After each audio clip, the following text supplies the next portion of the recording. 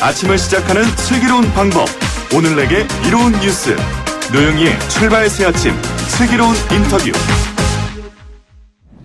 국회는 머뭇머뭇거리는데 총선 시기는 빠르게 돌아간다, 이런 느낌이 들죠. 자유한국당이 한 발 먼저 인재 영입 인사 목록을 발표한다라고 얘기하고 있는데요. 총선 세 판짜기의 시작인가 조금 궁금해집니다. 그런데 시작부터 잡음이 많이 들리죠. 자세한 얘기 들어보겠습니다. 자유한국당 신정치혁신특별위원회 위원장이신 신상진 의원 연결돼 있습니다. 의원님 안녕하세요. 네, 안녕하십니까. 신상진입니다. 네, 오늘 그 자유한국당에서 인재 영입 인사 명단을 발표하고 환영식도 연다 이렇게 돼 있는데요. 이게 예정대로 발표되는 거 맞습니까? 예, 이제 현재까지는 그렇게 발표할 것 같습니다. 지금 가장 논란이 되는 부분이 이제 박찬주 전 대장의 영입 문제 아니겠습니까? 예. 지금 어떻게 돼가고 있나요? 내부적으로도 좀 반발이 많다고 얘기 들었는데. 예, 어저께 언론 보도도 됐듯이 박찬주 전 대장은 일단 오늘 발표해서 명단에서 제외하기로 했고요. 네. 그리고 좀 이런 이제 일련의 그 과정이 보면 좀 이렇게 결정에 따라 이제 번복하고 이런 일들이 저희 당에 좀 최근 들어서 네. 이렇게 좀 표창장 수여 패스트트랙 가산점 이 등등 해서 좀 그런 일들이 자꾸 빈발하는 것 같아서 네. 좀 당의 좀 이 어떤 의사결정에 좀 신중치 못한 그런 부분들이 이렇게 자꾸 튀어나오는 부분에 대해서 조금 좀 점검을 하고 네네. 좀 들여다봐야 되지 않겠나 이렇게 생각하고 있습니다. 네, 지금 박명우 사무총장 같은 경우에는 박찬주 대장 같은 경우에는 문재인 정부 들어서 희생양으로 이제 보이는 아이콘이기 때문에 조금 더 다른 면에서 봐야 된다 이런 얘기를 하기도 했고, 또 이번에 오늘은 발표를 안 하기는 하지만은 그러니까 영입 자체를 아예 없던 걸로 하는 건 아니다 이런 얘기도 했는데요. 지금 이와 관련해서 혹시 신정치혁신특별위원회에서도 의견을 보태신 게 있습니까? 전혀 저희 위원회 소관이 아니기 때문에. 그렇군요. 예, 인재영입위원회가 저희 당내 따로 있습니다. 그래서 인재영입위원회와 당 지도부 간에 의논이 있지 않았을까 생각합니다. 네, 그렇군요. 그리고 또 논란이 되는 인물 중에 한 분이 바로 기자 출신인 이진숙 전 MBC 사장이었는데요. MBC 노조 탄압의 대명사다 이런 얘기가 있는데 이런 분 같은 경우에도 한국당에서 얘기하고 있는 쇄신 정치와 관련해서 적합한 인물이라고 좀 보십니까?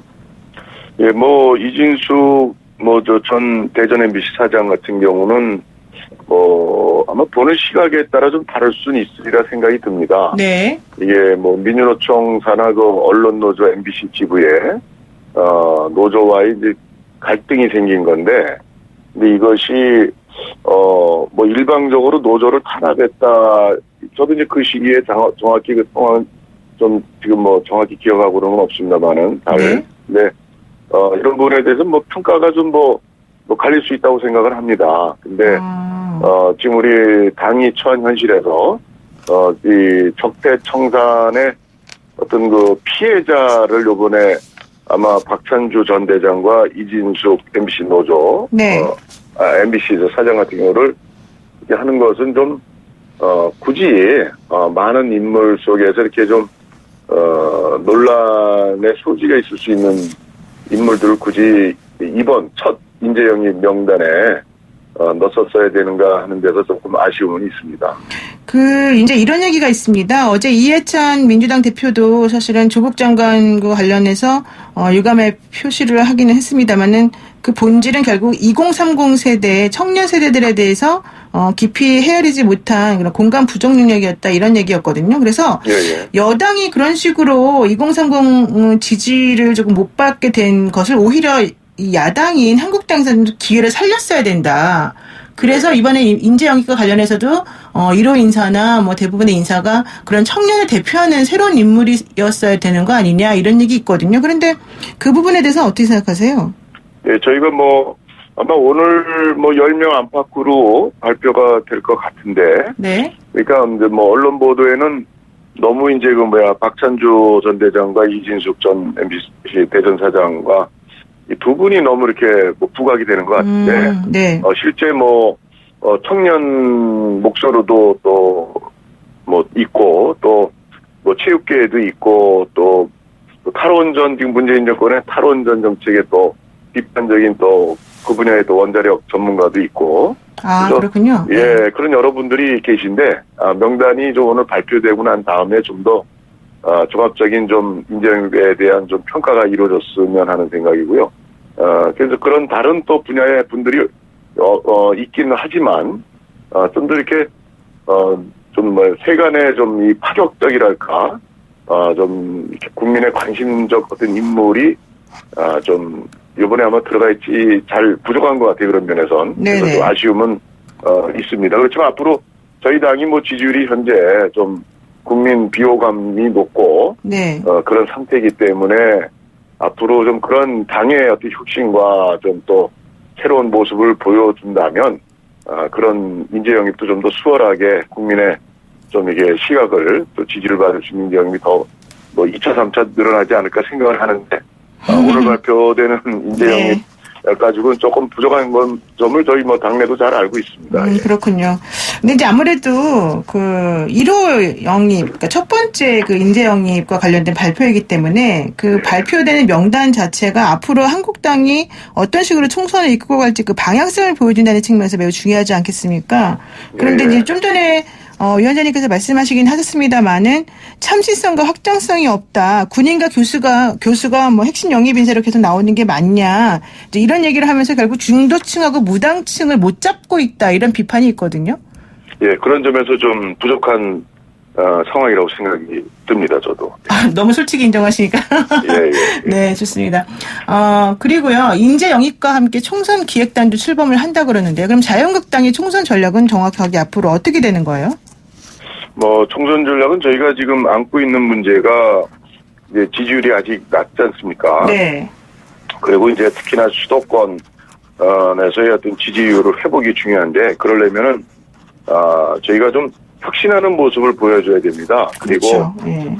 또 지난 저희 자당의 대통령 탄핵 이후에 저희들이 작년 지방선거를 거치고 쭉 하면서 이 국민 앞에 좀 진솔한 어떤 이 반성적 어떤 의미 이런 실천이 부족했다고 생각이 들어요. 그래서 네. 지난번 표창장 조국 사태 기여한 의원에 대한 표창장 문제라든가 이런 이게 자꾸 이 많은 국민들께서 걱정하시는 게 조국 사태로 인한 한국당의 좀 지지율이 올라야 이게 정상인데 그렇죠. 네. 오히려 더 안 오르고 있는 것은 좀 이 당 운영을 잘못해서 그런 거 아니냐 이런 데 대한 국민들의 걱정과 또 지지층의 아주 우려가 많거든요. 그래서 네.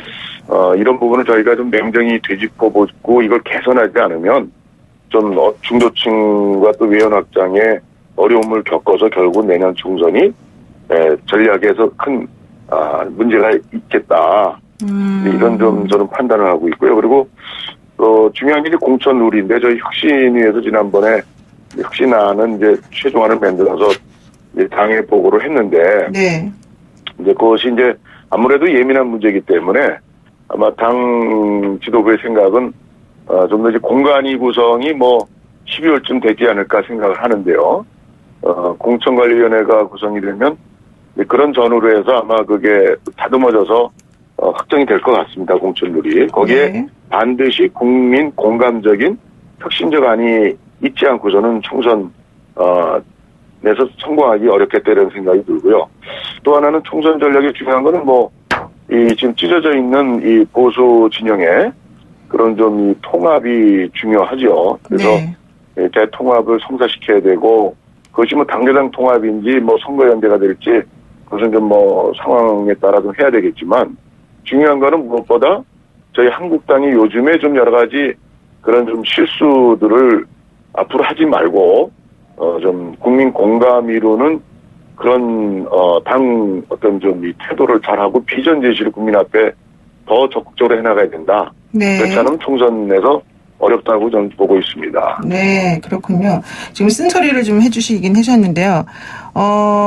단도직입적으로 황교안 대표의 리더십에 큰 타격을 주는 영입 발표일 것이다. 이런 얘기가 있습니다. 어떻게 보세요? 글쎄, 리더십에 큰 타격이라고까지 생각은 하진 않지만, 네.